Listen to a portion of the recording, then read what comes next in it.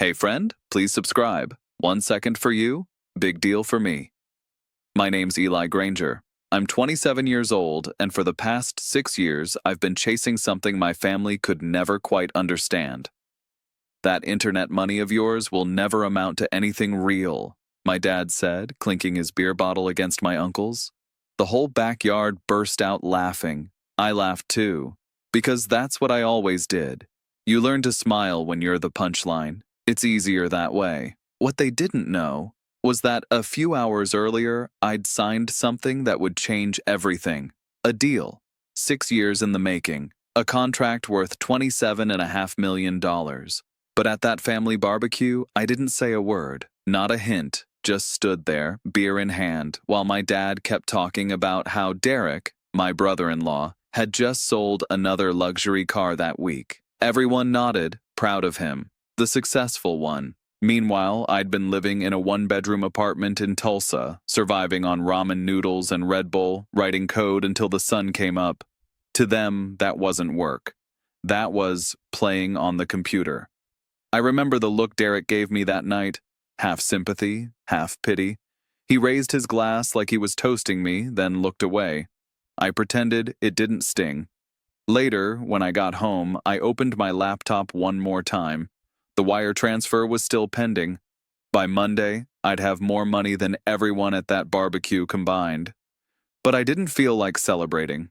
I stared out the window of my apartment, at the orange glow of Tulsa's streetlights, and thought about how this all started. When I was 14, my mom bought me a beat-up laptop at a garage sale. I remember her saying, "It's slow, but maybe you can write stories or something." Instead, I learned to code. Every night I stayed up until 3 in the morning, teaching myself HTML, JavaScript, Python. It was like magic, typing words and making things happen. My parents thought it was a phase. "He'll grow out of it," they told relatives when I skipped movie nights or stayed locked in my room. But I didn't grow out of it. I grew into it. By the time I graduated high school, I'd already built 3 small apps and a few simple websites for local stores. I got into state college on a partial scholarship and majored in computer science. Everyone assumed I'd do what they expected: internship, 9-to-5 job, corporate ladder. But in my junior year, I found something that felt bigger than all of that: blockchain technology. I tried explaining it to my parents once: decentralized finance, secure transactions, removing middlemen. 5 minutes in, my dad was checking the game score, and my mom was asking if I'd eaten. That was the last time I brought it up. When I dropped out to focus on my project, my dad didn't talk to me for 3 months. My mom cried. Jessica, my sister, tried to smooth things over, but eventually even she stopped defending me. It was easier for everyone to just believe I'd thrown my future away. And maybe I had, until I didn't. For 6 years, I worked alone. 18-hour days, ramen dinners, failure after failure after failure. But each failure taught me something, and slowly, the pieces started to fit. 8 months ago, I published a white paper about a new blockchain protocol, something that made transactions faster, cleaner, and cheaper. I didn't expect much. But 3 days later, my inbox exploded. Investors, venture capitalists, people who actually got it. One of them, Allison from Vertex Capital, set up a video call. "Eli," she said, "do you have any idea what this could be worth?" I told her honestly, no. I was just trying to solve a problem that had been bugging me for months. 3 weeks later, the first offer came in. $3 million. I turned it down. 6 weeks after that, $8 million. Turned that down too, because deep down, I knew it was worth more. I just had to hold on a little longer. Then my sister called. "Dad's been having some health issues," she said quietly. "He might need surgery later this year." I asked if they needed money. She hesitated. "We'll figure it out," she said. When I hung up, I stared at the newest offer in my inbox, $15 million, and for the first time, the money didn't excite me. It just felt heavy. What was the point of solving global problems if I couldn't even solve the ones closest to home? 2 days before that barbecue, I sat across from 5 executives on a video call. After 6 rounds of negotiations, they made their final offer, $27.5 million, plus a consulting contract that would pay $180,000 a year. They wanted my answer within the hour. I walked around the block twice, watched kids playing basketball in driveways, couples grilling in their backyards, normal lives, visible lives, lives my family would actually understand. Then I went back inside, opened my laptop, and signed the contract. 6 years of doubt, and it was done. Just like that. But when I closed my laptop, I didn't feel triumph. I felt empty. When Monday came, the money hit my account. $27,500,000. Just numbers on a screen, but they didn't feel real. I refreshed the page 3 times just to be sure. I thought I'd feel different, lighter, free. But all I felt was quiet, like standing in a room after the music stops. I closed my laptop and sat there for a long time. 6 years of fighting, sacrificing, chasing a dream no one else believed in. And now it was done. No confetti, no champagne, just silence. The next weekend was the barbecue. My dad was already drinking by the time I got there. Derek was showing off a new watch, said it was commissioned after his biggest sale yet. Everyone laughed and congratulated him. Meanwhile, I was the crypto kid, still the family joke. As I watched them, I realized something. They weren't mocking me because they hated me. They just couldn't see what I saw. They couldn't imagine that something invisible, something digital, could ever be real. When my dad clapped me on the back and said, "You know, Derek's dealership is hiring," I almost said, "I just sold my company for more than you'll make in 10 lifetimes. But then he smiled, that mix of pride and disappointment only a father can have, and I let it go. This wasn't about proving him wrong anymore. It was about something else, something I didn't fully understand yet. On the drive home, I pulled over at a scenic overlook. Tulsa was glowing below me, like a circuit board lit up against the night. I made a decision right there. If they couldn't see my success, maybe they didn't need to. Maybe I could do something good, quietly. When I got home, I opened my laptop again. I created a new private account. Then I made a list of names: my parents, Jessica, her daughter, Emma, my uncle Frank, who lost his job last year, even Derek. Yeah, even him.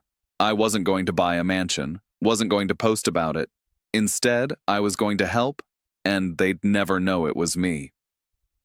A week later, I met with a financial advisor in Oklahoma City, a woman named Olivia. She was calm, professional, the kind of person who's seen every version of sudden wealth. "Most people in your position want to make a splash," she said, flipping through my files. "They buy a mansion, a car they can't pronounce, start a YouTube channel." I smiled. "That's not me." "No," she said, studying me. "I don't think it is." Together, we set up a system: anonymous charitable trusts, family assistance funds, grants hidden behind shell organizations. Every penny would go where it needed to, without a trace back to me. When I left her office, she said something I'll never forget. "Eli, the hardest part about doing good quietly is you'll never get credit for it." I thought for a moment. "Maybe that's the point," I said.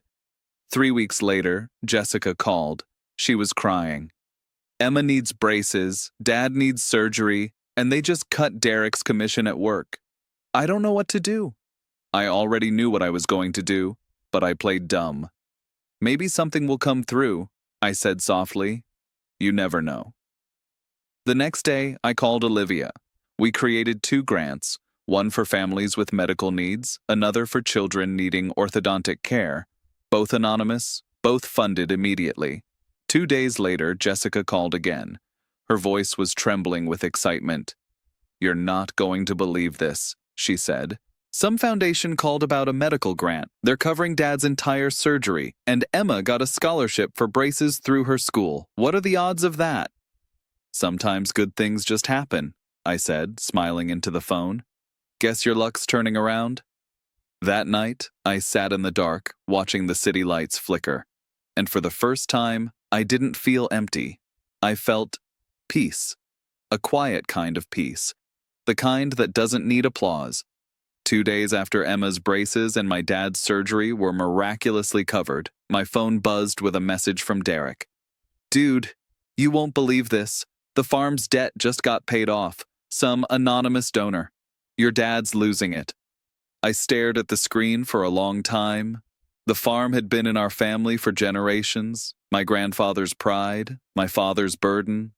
They'd been fighting to keep it afloat for years, scrambling to cover back taxes and maintenance, and now it was saved. I typed back, "That's amazing. Maybe there really are angels out there," he replied with a laughing emoji. "Yeah, maybe the Bitcoin kind." I smiled at that one. The following weekend, my family gathered at the farmhouse to celebrate. It was the first time I'd been there in months. The smell of grilled corn, the sound of laughter, it all felt familiar and foreign at once. My dad stood up to make a toast. "Family," he said, his voice cracking just a little. "That's what keeps this place alive. We've had a rough few years, but somehow things worked out." He raised his glass. "To miracles, and whoever's out there watching over us." Everyone cheered. My aunt speculated it was Kyle, my cousin, since he'd just gotten promoted to management. Kyle shook his head. "Wish I could take the credit." He laughed. Then Derek, grinning as usual, chimed in. "Could be one of those tech billionaires doing random acts of kindness." He glanced at me with a smirk. "Definitely not Eli's internet money, though." Everyone laughed, even my dad, but this time the laughter felt different, softer, less cruel, like they weren't laughing at me anymore, just with me. I raised my glass and smiled. "Yeah," I said, "definitely not me." That night, as the sun dipped behind the barn, I walked out to the edge of the field where my grandfather used to stand every morning. The air smelled like fresh hay and rain. He'd always told me, "Someday you'll build something with your hands that'll last longer than you." At the time, I thought he meant the farm. Now, maybe he'd meant something else. As the wind moved through the wheat, I realized the irony. I'd built something invisible, lines of code no one could see, yet it was changing their lives in ways they could touch. The next morning, my mom called. Her voice was warm, lighter than it had been in years. "Your dad hasn't stopped smiling," she said. "I think this whole miracle thing brought him peace." "That's good," I said softly. "And Eli," she added, "I know you've had your struggles, but your father's proud of you, even if he doesn't say it." My throat tightened. "Thanks, Mom." After we hung up, I sat for a while, thinking about how strange life could be. You spend years trying to prove yourself, and the moment you stop trying, people finally start seeing you differently. The following month, I received a call from Allison at Vertex Capital. They'd started integrating my blockchain protocol ahead of schedule. "Your system's outperforming projections," she said.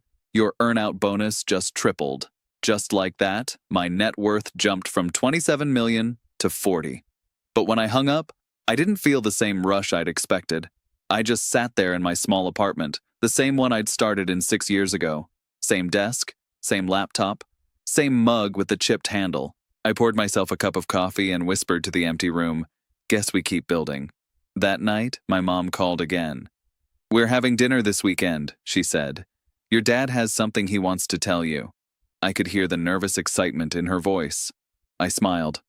"I'll be there." At dinner, my dad was quieter than usual. He didn't start with a joke, didn't bring up Derek's job or my internet money. He just looked thoughtful. After the meal, he cleared his throat. "I've been thinking," he began. "Maybe I've been too hard on you. All these years I thought you were chasing a fantasy, but lately I'm starting to think maybe I was wrong." I froze. He looked down at his hands. "Miracles don't just happen, son. They're made by people who care enough to make them, and I think maybe you're one of those people." For a second, I almost told him everything. But then I saw the look in his eyes, hopeful, humble, sincere, and I knew I didn't need to. Thanks, Dad, I said quietly. That means a lot. He nodded, then smiled. You still look like you could use a haircut, though. We both laughed. That night, lying in bed, I realized something important. It wasn't about the money. It never had been. It was about the shift, the moment when doubt turns to belief, and when love stops needing proof. And for the first time in my life, my family was finally seeing me, even if they didn't yet know the whole story. 5 months after signing the acquisition deal, I met with Olivia again, the financial advisor who helped me set everything up. She smiled when I walked in. You look different, she said. Lighter. I feel different, I admitted. But my family's starting to notice the coincidences. Olivia nodded knowingly. That's the problem with anonymous generosity. Eventually, people start connecting the dots. I laughed. Yeah, my brother-in-law's convinced someone's secretly helping us. He's half right. You have choices, she said, flipping through her notes. Keep giving anonymously and distance the timing. Create a formal family trust with privacy terms. Or, she paused, you could tell them the truth. I leaned back in my chair. For a moment, I imagined the scene. My dad's stunned face, Jessica crying, my mom asking what Bitcoin actually was. I'm not sure they'd believe me, I said.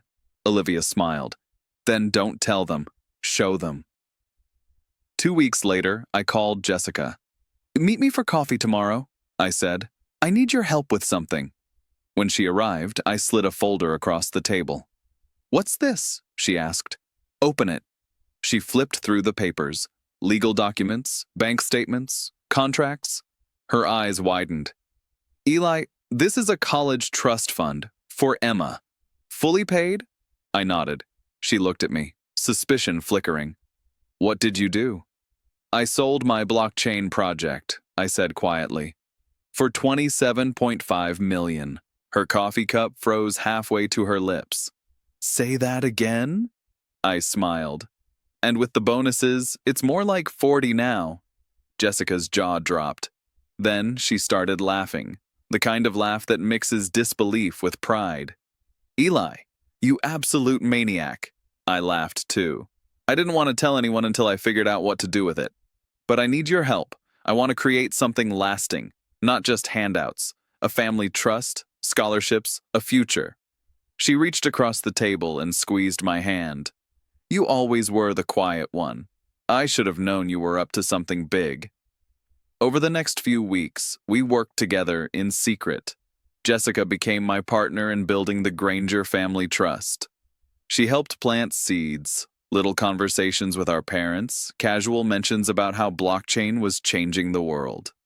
Derek got curious. My dad started reading articles. My mom even downloaded a crypto wallet, though she forgot the password 5 minutes later. Bit by bit, they started seeing me differently, not as the kid chasing digital dreams, but as someone who'd maybe, just maybe, understood something before they did. Then one day, Jessica called. Emma's school is hosting a career day, she said. They're inviting parents and relatives to talk about their jobs. You should come. I hesitated. Me? I'm not exactly a career day kind of guy.